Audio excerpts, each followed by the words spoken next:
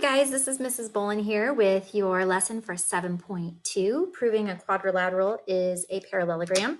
Remember that a quadrilateral just means four sides, and a parallelogram is a special type of quadrilateral where the opposite sides and opposite angles are congruent to each other, and opposite sides are also parallel to each other. So here's the warm-up. Question number 1 says find the slope.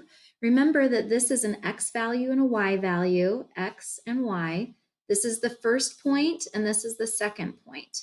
Remember that our formula for slope is y2 minus y1 over x2 minus x1. It's rise over run. Remember the y's are the rise because that tells you how far we went up and down. So I'm going to take 4, take away 1, and then I'm going to take 12, take away 0. So I get 3 over 12, and if we reduce that, we get 1/4. So that's the answer for number 1. Question number 2, remember that when I have angles and I want to see how they're connected, if they're connected along a side, that means that they're consecutive angles, and so we know that they're supplementary, which means they add up to 180 degrees.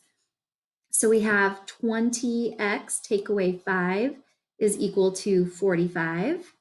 And then if I want to get the x, I have to start by getting rid of the minus 5. So I do the inverse operation, which would be plus 5. And so I have 20x is equal to 50. And then I divide by 2 on both sides. So I get x is equal to 25. Okay, question number 3 says find the slope. This one's easier because it's on a graph, so we can just count. This one went down by 1, 2, 3, 4.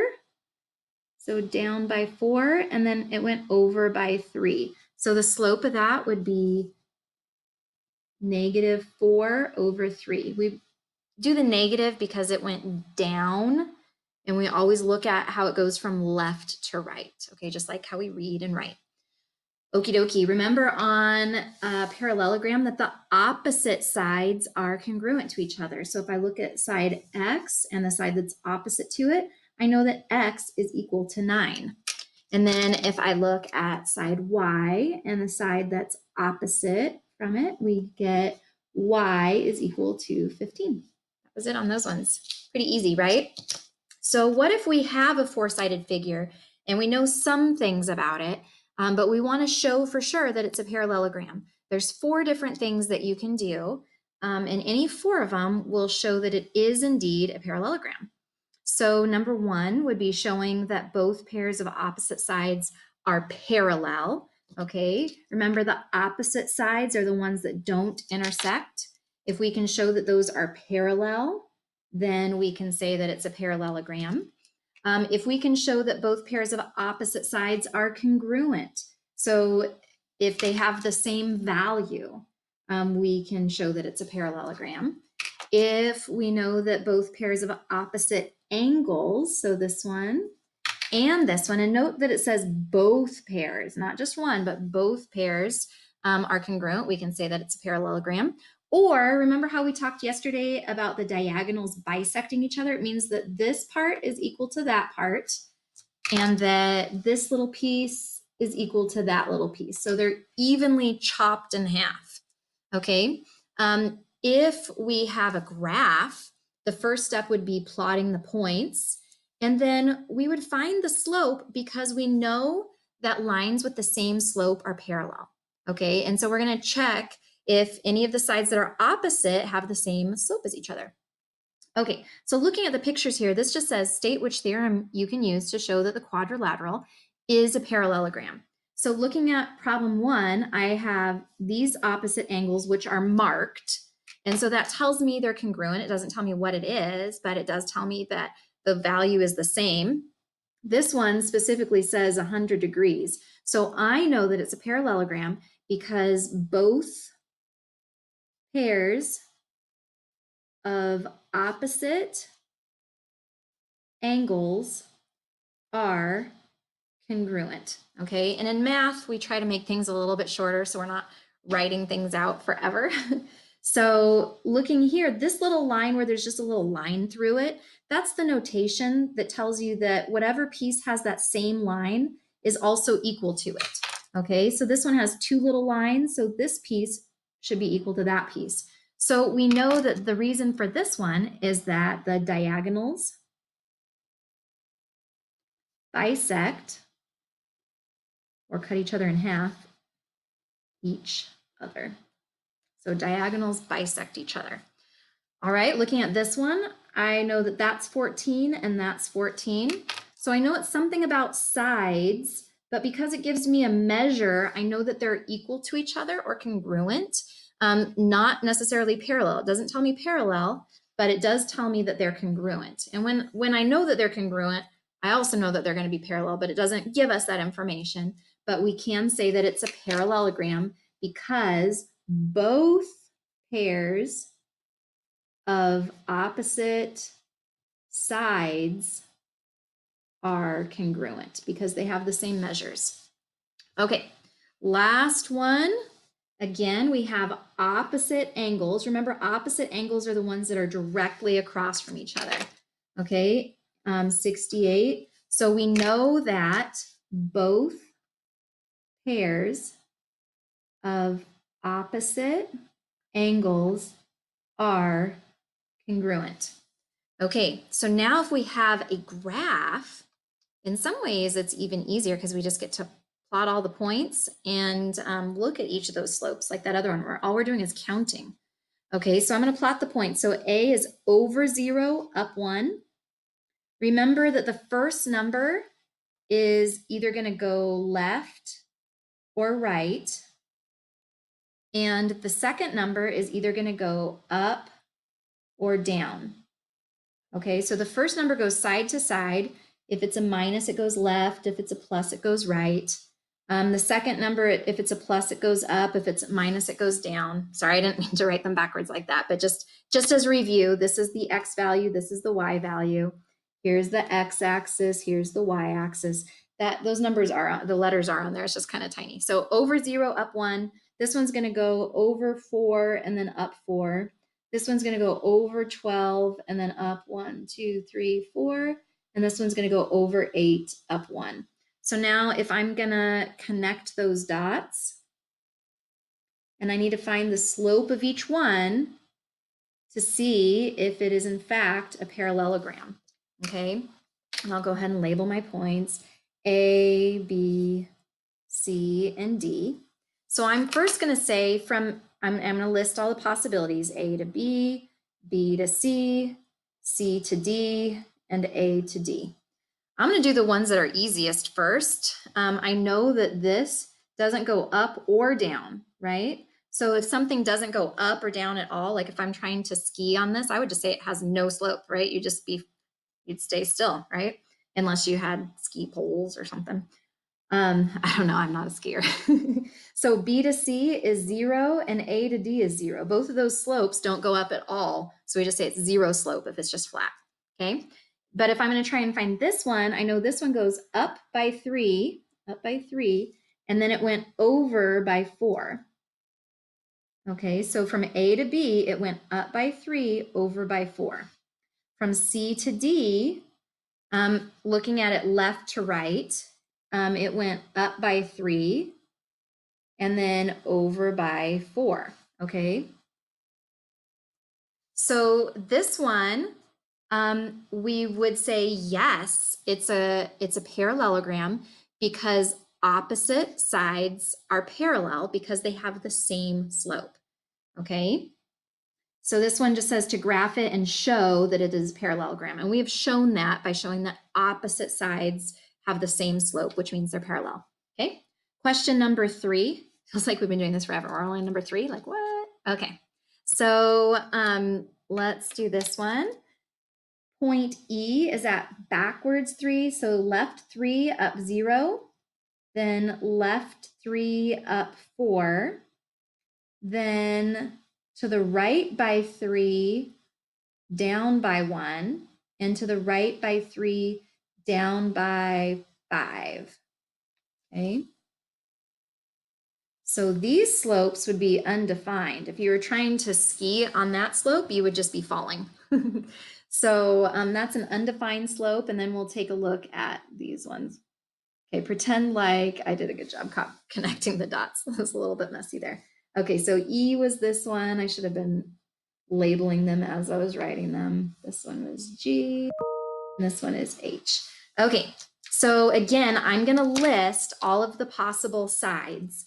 So E to F, F to G, G to H, and E to H or H to E, however you want to write that. Okay. So I'm going to start with the easy ones. These ones I don't even have to calculate. I'm just going to say those are undefined because they go straight up and down. Okay. So GH is also undefined. So then I'm going to count from F to G. It went down by 1, 2, 3, 4, 5. So down by 5. And then I went over by 6. Okay, so down by 5, over by 6. So I'm going to do the same thing from E to H. And I'm, whoops, kind of writing in my room here. It went 1, 2, 3, 4, 5. And then over by 1, 2, 3, 4, 5, 6. So down by 5, over by 6 again. We could also use the ordered pairs to find the slope, to calculate it, just like how we did in the warm-up for problem number 1. But when we have a picture, sometimes it's easier just to count. But if that counting messes you up with overlapping and all that, you can always go back to just using the ordered pairs. Okay, now we're going to go over the odd numbered problems in your homework. And I'll give you a couple hints on the even ones, but I'm not going to do them for you. So look at problem number 1 here. This says state which theorem you can use to show that the quadrilateral is a parallelogram. Well, remember this symbol here, the little arrow, means parallel, right? And so anything that has the same little arrow is parallel to it, right? And then those ones over here are opposite, and they would be parallel to each other, okay? So I know that both pairs of opposite sides are parallel. Okay, question number 2, you guys can do that on your own, but here's a hint. There's some angles in there. Question number 3, we can say that that's a parallelogram because diagonals bisect each other. Okay. Question number 4, you guys are going to do this one on your own, but keep in mind you want to look for the letters that are the same. Okay, so because there's an X here and an X here, these are the sides I'm going to start with. Okay, and remember that when they're in a row, they add up to make 180. Okay, so you're going to start with that, then you can plug a value in and you can do the same thing with the Y. Okay. Question number 5, we will go ahead and do that one together. We know that opposite sides are congruent if it is to be a parallelogram. So we'll start with the x's. So I'm going to say that 5x plus 16 is equal to 6x minus 1. I like to start by getting rid of the smallest x. So I know that there's at least 5 x's on both sides I can take off, and that will get rid of it completely on one side.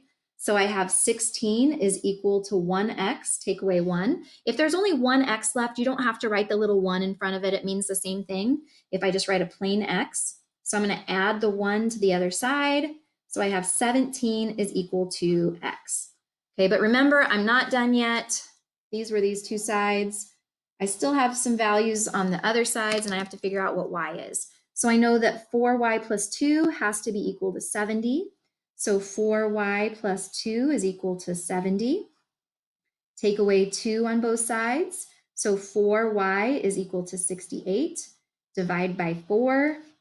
Remember, and if you saw my last video, I showed you guys short division. That's like my favorite. Okay, so 4 goes into 6 one time, and then here's what we do. We take the leftovers. So it goes in one time with 2 left over. So I put a 2 right in front of the 8. So now I go 4 goes into 28 7 times. So our answer is 17, and we didn't even need a calculator to do that, those big numbers. Okay. Question number 6, you guys are on your own for that one, but keep in mind that opposite angles are congruent to each other. Okay, those are equal. So you can say that equals that. That was pretty easy. And we also know the same thing about opposite side. Opposite sides are going to be equal to each other. So you're going to write that is equal to that. Okay. Looking at question 7, we'll do that one together. We have another graph here, just like our practice problems. It says graph the quadrilateral with the given vertices. The vertices are just the corners. Vertex would be one, vertices is plural, in a coordinate plane. Then show that the quadrilateral is a parallelogram. Okay, so we're going to start by plotting those points. So A is to the left by 4, down by 2. So that's an A. B is left by 2, up by 1. This is B. C is over by 4, up by 1. And D is over 2 and down 2. So that's D. So now if I connect the dots, this one's pretty similar to our first problem that we did in the warm-up. So I'm going to start by listing out all the sides, okay? So I'm going to say from A to B, from B to C, C to D, and then you can go D to A or A, D. It doesn't matter what order you put the letters, okay? So from, I'm going to start with the easy ones because I want to put some answers down before I even start this. So I know that if there's ever just a flat line, slope is 0 from B to C. From A to D or D to A, that slope is also 0. Okay, so I'm already halfway done. I haven't even done any work yet. Then looking from A to B, I know I went up by 3, and then I went over by 2. Okay, so up by 3, over by 2. So we're going to do the same thing from D to C, C to D. I'm going to do the up and then the over. So I went up by 1, 2, 3. So up by 3, and then I went over by 1, 2. So up by 3, over by 2. All right, you guys are going to do the same thing for letter 8. You're going to plot the 4 points, connect the dots, find the slopes, and then you're going to show that it's a parallelogram. This one is a parallelogram because opposite sides have the same slope. And remember, slopes that are the same are parallel. Okay, so we can say that AB is parallel to CD, and we can say that BC is parallel to DA, and we can say because slopes, are equal. Because slopes are equal. Okay, that is it for 7.2. See you tomorrow.